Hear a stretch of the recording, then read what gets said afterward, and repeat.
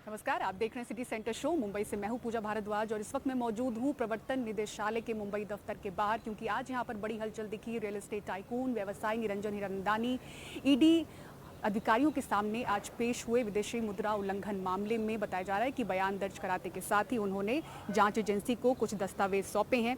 निरंजन हीरानंदानी और उनके बेटे दर्शन हीरानंदानी के खिलाफ विदेशी मुद्रा प्रबंधन अधिनियम के तहत चल रही जांच के तहत ईडी ने उन्हें यहां पर अपने कार्यालय में पूछताछ के लिए बुलाया था।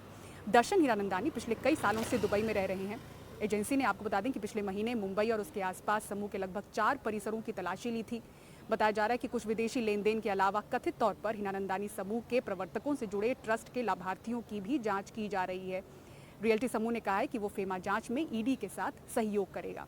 इसी बीच आधिकारिक सूत्रों ने कहा है कि ईडी की ये जांच तृणमूल कांग्रेस पार्टी की नेता महुआ मोइत्रा के खिलाफ की जा रही एक अन्य फेमा जांच से जुड़ी हुई नहीं है।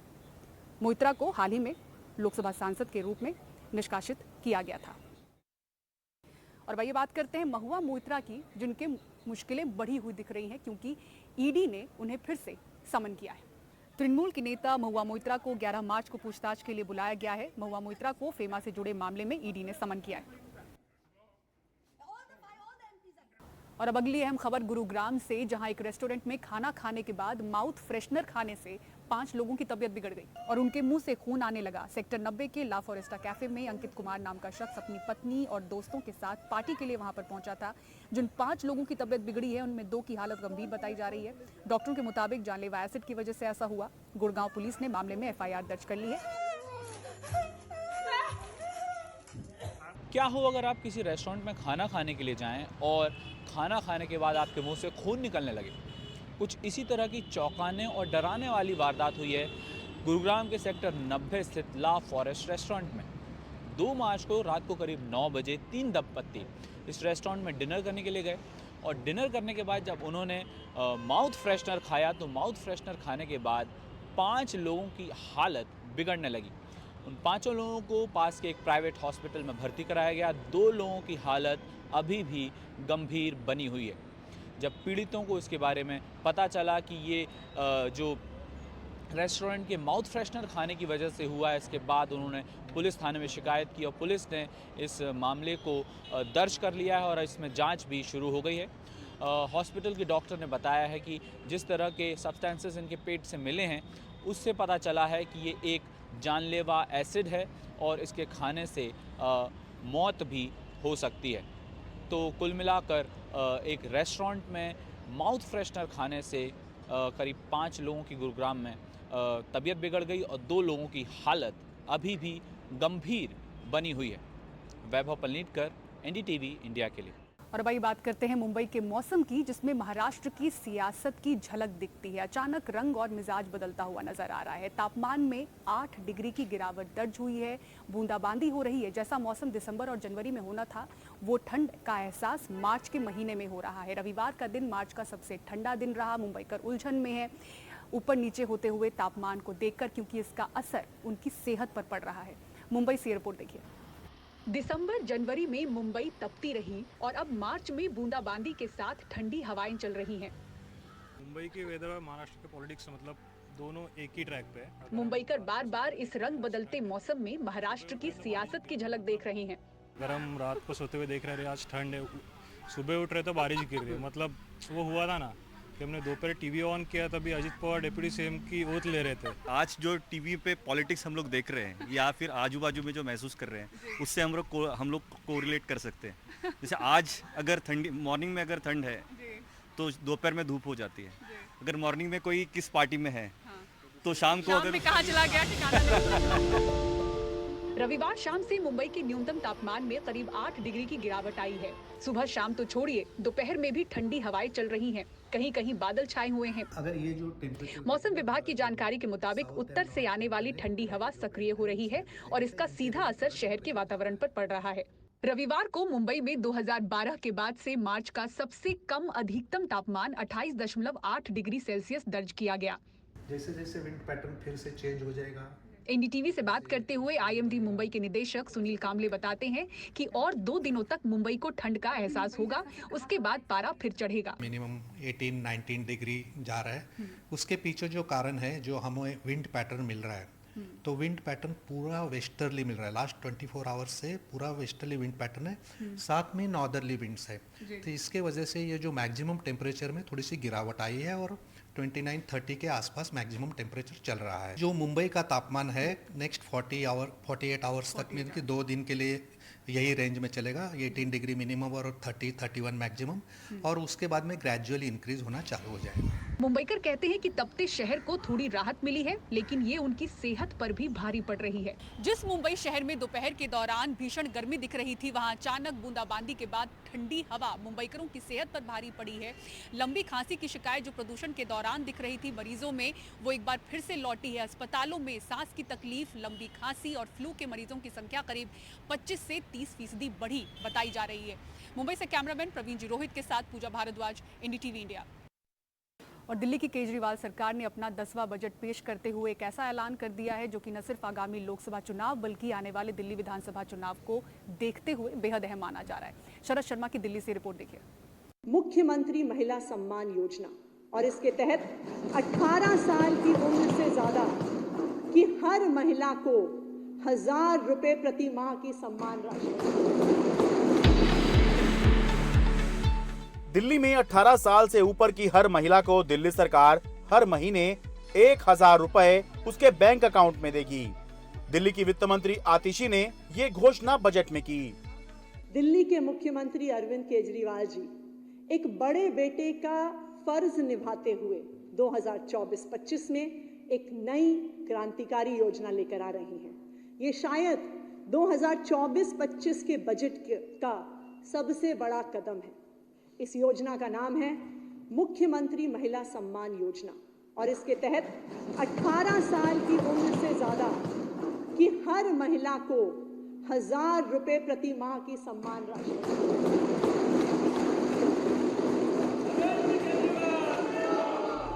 आगामी लोकसभा चुनाव और साल भर बाद होने वाले दिल्ली विधानसभा चुनाव को देखते हुए ये योजना केजरीवाल का बड़ा दांव मानी जा रही है।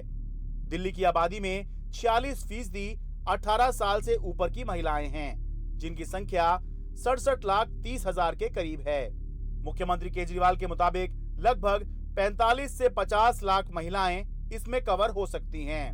महिला दिल्ली की नागरिक होनी चाहिए, सरकारी नौकरी करने वाली, सरकारी पेंशन का लाभ लेने वाली और इनकम टैक्स देने वाली 18 साल से ऊपर की महिलाएं इस योजना का लाभ नहीं उठा सकेंगी। इस बार के दिल्ली के बजट में इस योजना के लिए 2000 करोड़ रुपए का आवंटन किया गया है। तो महिलाओं के हाथ में जब पैसा आएगा, मैं समझता हूँ वो मार्केट में जाएगी, अपनी मनपसंद की चीजें खरीदेंगी, उससे इकोनॉमी की भी तरक्की होगी। बीजेपी हालांकि इस ऐलान पर सवाल उठा रही है। सरकार हर बार महिलाओं के लिए कोई ना कोई वायदा करती है और उसे पूरा नहीं करती है। सवाल तो ये है कि अब जब चुनावी वर्ष है, चुनावी मौके पर चुनावी शगुफे छोड़े जा रहे हैं, अगर ये योजना लानी थी महिलाओं को के सशक्तिकरण के नाम पर, तो ये 10 साल से सरकार कहाँ सोई हुई थी। आम आदमी पार्टी ने पंजाब समेत कई राज्यों में ये चुनावी वादा किया था कि अगर सरकार बनेगी तो 1000 रुपए हर महिला को हर महीने दिए जाएंगे, लेकिन दिल्ली में बिना चुनावी वादे के बजट में ऐलान कर दिया गया है। जब बिना किसी चुनावी वादे के दिल्ली की केजरीवाल सरकार ने हर महिला को 1000 रुपए प्रतिमाह देने की घोषणा बजट में कर दी, तो ये चर्चा होना लाजमी है कि पंजाब, जहां पर आम आदमी पार्टी ने चुनावी वादा किया था कि अगर चुनाव जीते तो हर महिला को हर महीने 1000 रुपए उसके बैंक अकाउंट में दिए जाएंगे, वहां पर यह योजना कब लागू होगी। मंगलवार को पंजाब का भी बजट है। दिल्ली से मैं शरद शर्मा, एनडीटीवी इंडिया। फिल्मकार किरण राव की लापता लेडीज को बॉक्स ऑफिस पर दर्शकों का कैसा रिस्पांस मिल रहा है, दिखाएंगे इस पर आपको रिपोर्ट। एक ब्रेक के बाद देखते रहिए सिटी सेंटर शो।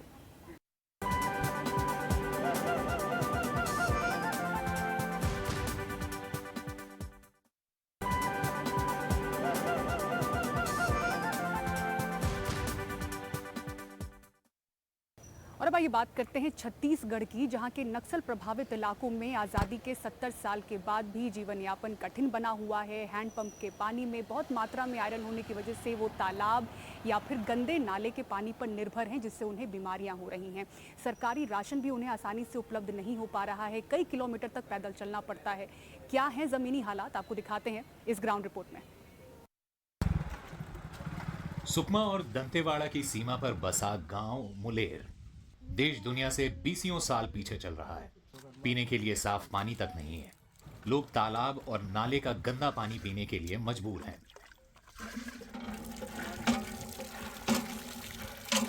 जिन हैंडपंपों में पानी आता है उसमें भी आयरन की मात्रा ज्यादा बताई जाती है। बीमारियों से बचने के लिए लोग तालाबों और नालों का पानी पीते हैं, जो और भी नुकसानदेह है। हमारा मुलेर 7 पारा है। 7 पारा से 5 बोरिंग है। 5 बोरिंग से 3 ही बोरिंग का इस्तेमाल कर रहे हैं। 2 बोरिंग का पानी नहीं पीते हैं। हम लोग नदी से पीते हैं। हम लोग चाहते हैं कि नदी का पानी बहुत गंदा है, फिर भी पानी नहीं मिलने के कारण से नदी का पीते हैं और तालाब का, नदी का पीते हैं। यदि कुआं मन का पानी पीते हैं तो बहुत गंदा होता है, फिर भी क्या करेंगे। यहाँ पे तो पानी मतलब सुविधा नहीं मिल रही पानी का, तो इसके लिए हम लोग जो भी पी के रह रहे हैं।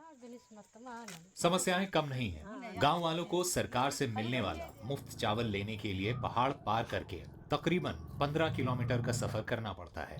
राशन की दुकान की मांग गांव के लोग ना जाने कब से कर रहे हैं, लेकिन दूसरे गांव में रहने वाला सरपंच और सचिव गांव आए तो लोग उनसे अपना दुखड़ा रोएं। वो सरपंच के चेचू नहीं आता सर, लेकिन चेचू एक दिन आता के सर्वे करके नहीं होते भूखे। उसने फोन किया कि फोन में नहीं उठाए सर अपना, वो बहुत परेशान होते सर। सरकारें आती हैं चली जाती हैं, पंच सरपंच भी चुने जाते हैं, लेकिन लोगों की समस्याएं 70 साल बाद भी जस की तस हैं। भोले भाले लोगों की सुनवाई करने वाला कोई नहीं है। Bureau report, NDTV India. और अब आइए बात करते हैं मनोरंजन जगत की। ये जो साल है वो मध्यम से छोटी बजट की फिल्मों का साल है और इसी कड़ी में किरण राव की फिल्म लापता लेडीज रिलीज हुई है। आलोचकों की सराहना तो मिल रही है, पर बॉक्स ऑफिस पर दर्शकों का साथ मिल रहा है या नहीं, आपको दिखाते हैं प्रशांत सिसोदिया की इस रिपोर्ट में। चाचा प्रणाम। आपकी बहू घूंघट ऊपर उठा लो बेटा, सब घर वाले ही है।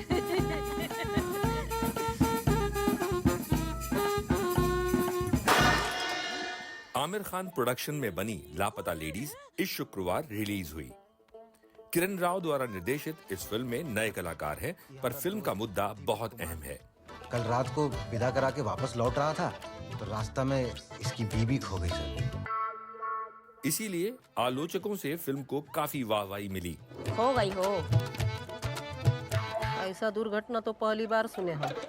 हल्की फुल्की कॉमेडी के साथ बनी इस फिल्म का कलेक्शन शुक्रवार को रहा 0.75 करोड़, शनिवार को 1.45 करोड़ और रविवार को 1.7 करोड़, यानी वीकेंड का कुल कलेक्शन करीब 3.9 करोड़। पर क्या फिल्म का कलेक्शन संतोषजनक है? मेरे हिसाब से मूवी और भी अच्छा कलेक्शन कलेक्ट कर सकती है अगर ये छोटे बजट की पिक्चरों की टिकट प्राइसेस मॉडरेटली प्राइस्ड हो। अभी आजकल ये 250, 300, 350 रुपए का टिकट होता है एक मल्टीप्लेक्स के अंदर। यहीं अगर ये टिकट प्राइसेस करीबन 100, 125, 150 रुपए का अगर प्राइस रहेगा छोटे बजट मूवीज के अंदर, तो ये काफी अच्छा कलेक्शन कर सकती है। High prices, high ticket prices से और हाई कैंटीन प्राइसेस से हम आम दर्शक, आम ऑडियंस को सिनेमा घरों से दूर करते जा रहे हैं। आम आदमी आजकल इतना महंगा टिकट खरीद के थिएटर में नहीं जाना चाहता है और वो ऐसी छोटे बजट की पिक्चरों को वेट करता है कि कब वो OTT पे रिलीज होंगी और वो तब उसको वहां पे देख लेगा। पुष्पा रानी पे तब नजर रखना पड़ेगा। कोविड के बाद से छोटे बजट की फिल्मों को लेकर फिल्म जगत में एक उदासीनता बनी हुई है और दर्शक सिर्फ बड़े बजट की फिल्मों के लिए सिनेमा घरों की ओर रुख कर रहे हैं। पिछले साल केरला स्टोरी और 12 फेल के अलावा कोई फिल्म अच्छा प्रदर्शन नहीं कर पाई। ऐसे में क्या मुद्दों पर बनी कम बजट की फिल्मों के लिए सिनेमा घरों में कोई भविष्य है? लोगों को फिल्म पसंद आ रही है, लेकिन चूंकि ये कोई स्टार ड्रीवन फिल्म नहीं है, कंटेंट ड्रीवन फिल्म है, इसलिए इस तरीके की फिल्म में थोड़ी सी लीक्स हटकर होती है। इसलिए रेगुलर बॉक्स ऑफिस पर जो पॉट बॉयलर्स हैं उस तरीके का बिजनेस तो नहीं कर पाती, लेकिन हाँ लोग इसको पसंद करते हैं। इसमें फैमिली की ऑडियंस भी आती है क्योंकि इसमें स्लाइस ऑफ लाइफ होता है और रियलिज्म होता है। गहना उतरवा लिया, तोरा से पीछा छुड़ा लिया, अब काहे खोजता है गऊ? अब भरोसा रखिए ना दादी। तू रख भरोसा, हम काहे रखे भाई? छोटे बजट की फिल्मों की अपनी चुनौतियां भी होती हैं और आसानी भी, लेकिन अगर ये फिल्में ना चलें तो बहुत सारे अछूते विषय और प्रयोगशील निर्देशक संकट में रहेंगे। मुंबई से प्रशांत सिसोदिया की रिपोर्ट। इकलौता फोटो है, शादी का दिन खिंचवाए थे। वाह, बहुत सुंदर है वे। और सिटी सेंटर शो में फिलहाल इतना ही। मुंबई में ईडी दफ्तर से पूरी टीम को दीजिए इजाजत। खबरों के लिए देखते रहें एनडीटीवी इंडिया। नमस्कार।